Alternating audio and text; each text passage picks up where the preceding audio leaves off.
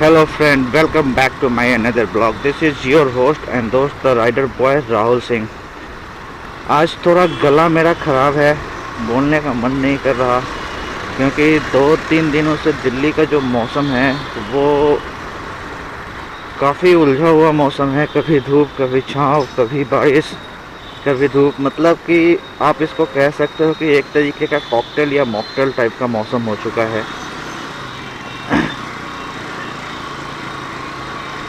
तो अभी सुबह के 9 बज रहे हैं और आप देख सकते हैं कि मौसम कितना सुहाना है।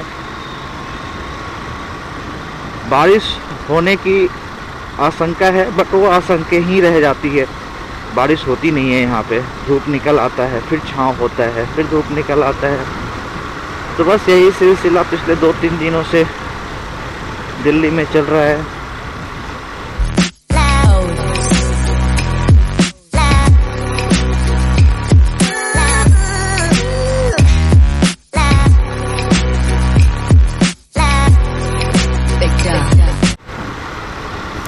तो अभी हम लोगों की जो राइड होने वाली है, अभी मैं निकल रहा हूँ यहाँ से संजय गांधी मेमोरियल हॉस्पिटल, क्योंकि आज 11 जुलाई है और आज है वर्ल्ड पॉपुलेशन डे। तो वहाँ पे एक छोटा सा एक्टिविटी भी है और अपने कुछ फ्रेंड्स आने वाले हैं, तो फिर वहाँ चलते हैं। वहाँ पहुँचने के बाद दिखाते हैं कि आज वर्ल्ड पॉपुलेशन डे वाले दिन क्या एक्टिविटी है, क्या वहाँ पे प्रोग्राम्स अरेंज किए गए हैं, ताकि जो हमारे देश में नहीं, पूरे ऑल ओवर वर्ल्ड में जो पॉपुलेशन जो बढ़ रहा है उसे कैसे कंट्रोल किया जाए। इसके लिए जो कॉमन पीपल है, आम आदमी है, उसको जागरूक करने के लिए जो एक छोटी सी एक्टिविटी अरेंज किया गया है, तो उसी को आज दिखाया जाएगा। तो मैं वहीं जा रहा हूँ, तो मिलते हैं डायरेक्ट आपको संजय गांधी मेमोरियल हॉस्पिटल।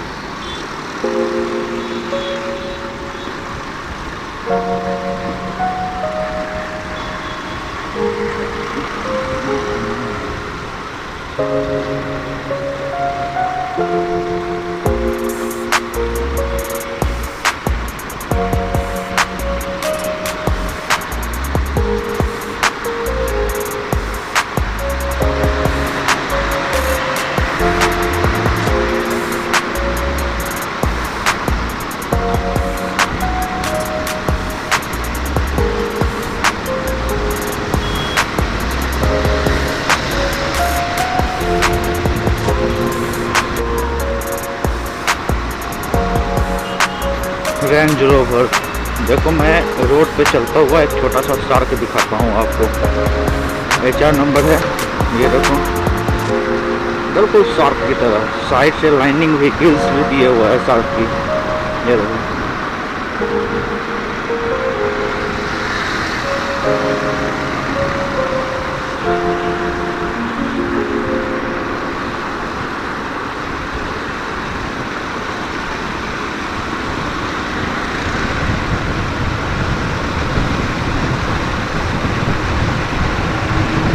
तो आज वर्ल्ड पॉपुलेशन डे वाले दिन एक तो हमारे कलीग्स लोग तो कुछ एक्टिविटी तो कर ही रहे हैं, साथ में हमारे जो देश की जो गवर्नमेंट है उसने भी बहुत अच्छे पहल किए हैं। जैसे हम दो और हमारे दो बच्चे ही सबसे अच्छे इस तरीके के नारा लगा के और लोगों को जागरूक करके पॉपुलेशन को कंट्रोल किया जा सकता है। एक्चुअली देखिए, जिस तरीके से आबादी बढ़ रही है ना, उस तरीके से अगर इस पर आने वाले टाइम पे अगर कंट्रोल ना किया जाए तो भूखमरी आ सकती है, बेरोजगारी बढ़ सकता है, शिक्षा पे असर आ सकता है। और हम भारतीय ना हर चीज़ के लिए गवर्नमेंट को ब्लेम करते हैं। एक्चुअली गवर्नमेंट को ब्लेम करना बहुत आसान होता है, बट कभी कभी ना अब खुद को भी ब्लेम करना चाहिए, क्योंकि कहावत है ना, जितना चादर हो उतने ही पैर पसारना चाहिए, ताकि सब चीज़ सही तरीके से हो। तो मैं हॉस्पिटल पहुंचने वाला हूं, वहां पहुंच के आपसे बात करता हूं।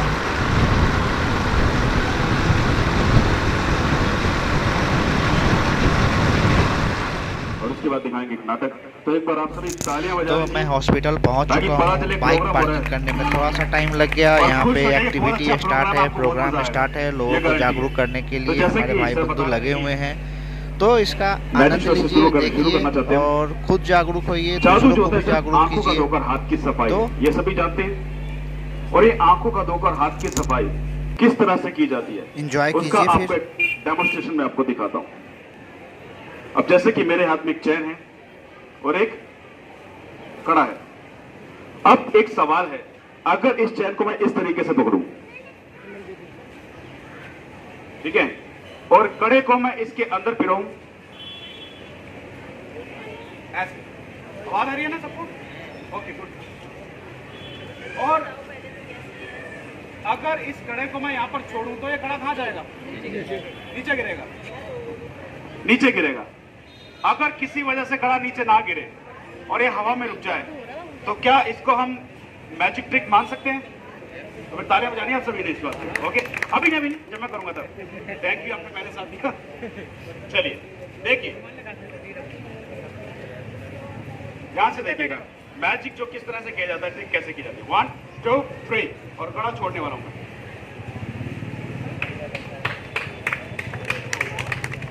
Wow, ultimate. तो ये होता है आंखों का धोकर हाथ की सफाई। तो आइए इसमें और आगे बढ़ते हैं। आगे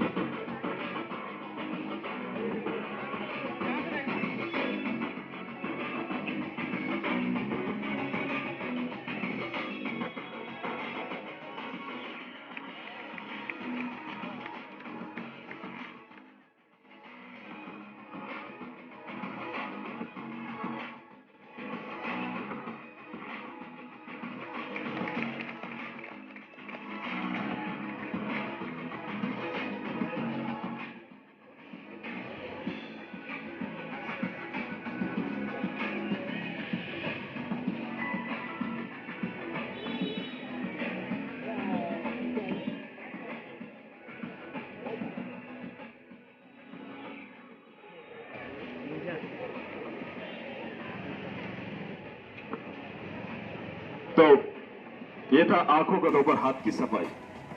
अब इस जादू का दिखाने का मतलब क्या है?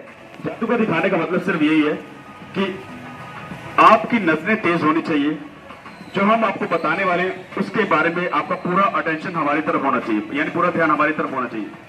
जैसे कि पीछे हमारा बैनर लगा हुआ है, परिवार नियोजन का अपनाओ उपाय, विश्व जनसंख्या दिवस हम मना रहे हैं, जबकि इसमें मनाने वाली कोई बात नहीं है, क्योंकि जिस तरह से जनसंख्या बढ़ती जा रही है, कल को किस तरह की परेशानियों का सामना करना पड़ेगा, वो सारी बातें हम डिटेल के साथ बताने वाले हैं। जैसे ही आपको लगे कि आपका परिवार संपूर्ण हो गया है, यानी कि 2 बच्चे या 1 बच्चा घर में आ गया है, आपको लगे कि बस ठीक है हमारा परिवार संपूर्ण है, तो आप परिवार नियोजन का कोई भी साधन अपना सकते हैं जो हर एक सरकारी अस्पताल और डिस्पेंसरी में उपलब्ध है। और हमारे बीच में respectable doctor ma'am Anita ma'am ji हमारे बीच में हैं। एक बार जोरदार ताली से स्वागत करना चाहेंगे। मैम प्लीज बीच में आइए। मैम की तबीयत भी थोड़ी खराब हुई भी है, मैम आ जाइए, फिर भी वो आ रहे हैं। अभी जो प्रोग्राम आपको दिखाने जा रहे हैं, जितने भी सबान खड़े हैं, माता भाई लोग, छोटे बच्चे, बड़े लोग, बड़े, एक सवाल कल को आपके बच्चे करने वाले हैं। एक सवाल आपसे कल को आपके बच्चे करने वाले हैं, वो क्या सवाल है? और अभी थोड़ा मैजिक बोर्ड दिखाते हैं, उसके बाद जो हम आपको दिखाने वाले हैं, आपकी आंखें खुली की खुली रह जाएंगी कि हम जाने में कितनी गलती कर चुके हैं। वो लोग जिनके 4 में घूम रहे हैं, कोई भीख मांग रहा है, कोई कुछ कह रहा, सारे गलत काम कर रहे हैं, स्कूल नहीं जा रहे। जो बच्चे बचपन में ऐसे काम कर रहे हैं, बड़े होकर क्या वो क्या बनने वाले हैं, मुझे बताइए। सर अच्छे नागरिक बनेंगे, सवाल ही नहीं बनता। जब सड़कों पे मांगेंगे, सड़कों पे उनको दुत्कार मिलेगी। बचपन में जिन बच्चों को प्यार मिलना चाहिए, अगर उनको बचपन में दुत्कार मिलती है तो बड़े होकर क्या बनेंगे? अच्छे बनने का सवाल ही पैदा नहीं होता। तो यहाँ से शुरुआत होती है। बच्चों को जन्म देना कोई बड़ी बात नहीं है। बड़ी बात यह है कि लिमिटेड परिवार हो और उन्हें पढ़ाया जाए, उन्हें संस्कार दिए जाएं। ये बहुत जरूरी बातें हैं। जो भी साहबान यहाँ पे खड़े, जिनके बच्चे आने वाले हैं, जो आ चुके हैं, उन सबको इन चीजों का ध्यान देना बहुत जरूरी है। पैसा कम कमा लिया जाए, लेकिन बच्चों के पास संस्कार और सभ्यता होनी चाहिए, तभी वो आपकी बात सुन पाएंगे। और यही सारी चीजें हम आपको ध्यान से। तो चलिए शुरुआत करते हैं प्रोग्राम।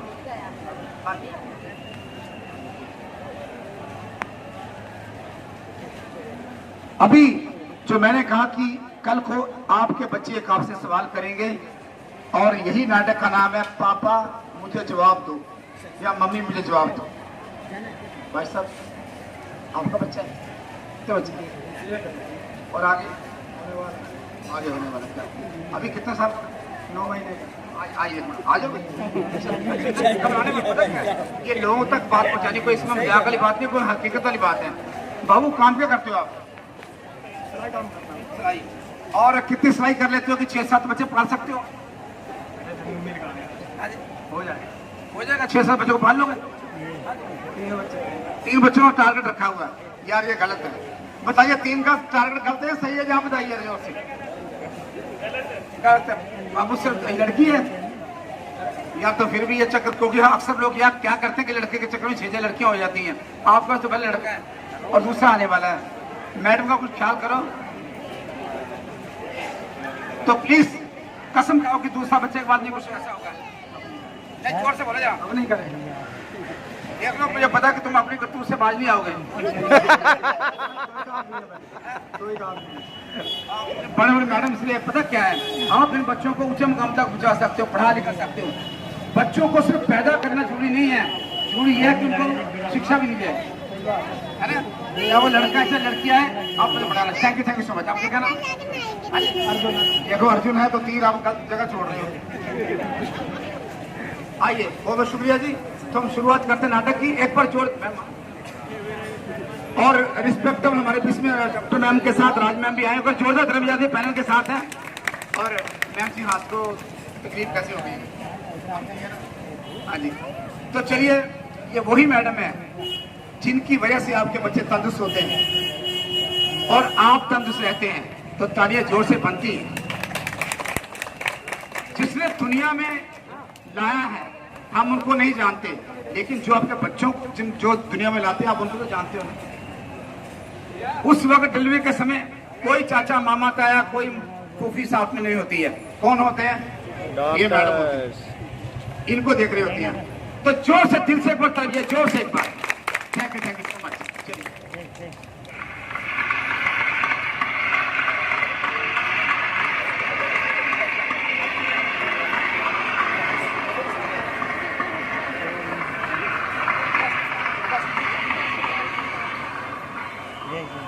राजन किसका नाम है? हाँ जी मैं हूँ। मुबारक हो, आपके यहाँ बेटा हुआ है जी। बहुत बहुत धन्यवाद। लेकिन हमें बड़ा आश्चर्य है। आश्चर्य? आश्चर्य किस बात का? आश्चर्य इस बात का है कि मेरे 20 साल की मेडिकल प्रैक्टिस में इतना छोटा बच्चा कोई बात नहीं कर पाता, लेकिन आपका बच्चा बातें करता है, बोल रहा है, आपसे बात करना चाहता है। मुन्ना, क्या आप अभी बोल सकते हैं? हाँ पापा, मैं अभी से बोल सकता हूँ। मेरा बोलना बहुत जरूरी भी है। वाह बेटा वाह। अच्छा पापा, एक बात बताओ, जब घर में कोई मेहमान आता है तो आप क्या करते हैं? बेटा उनके खाने पीने का इंतजाम करते हैं, उनके रहने का इंतजाम करते हैं। तो आपने मेरे लिए भी इंतजाम किया होगा? हाँ बेटा किया है। क्या इंतजाम किया है आपने मेरे लिए? मतलब आपने मुझे पैदा किया। एक बार बताओ, मेरे लिए स्कूल पैदा किए, मेरे लिए सड़कें पैदा की, मेरे लिए खाना पैदा किया, मेरे लिए हवा ऑक्सीजन पैदा की, पेड़ पौधे पैदा किए। बेटा सड़कें तो पहले से ही है और स्कूल भी है, हवा भी पहले से ही है, हाँ, लेकिन पेड़ कम हो गए हैं।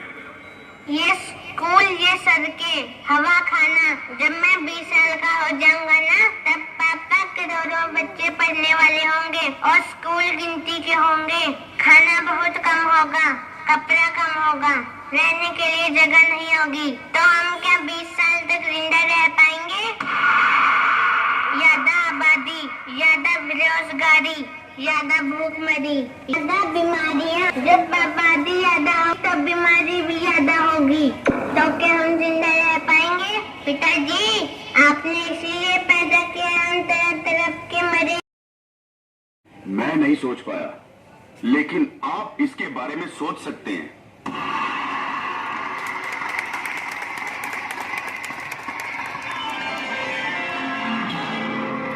उसने कहा तू कौन है, मैंने कहा उल्फत तेरी। उसने कहा तू कौन है, मैंने कहा उल्फत तेरी।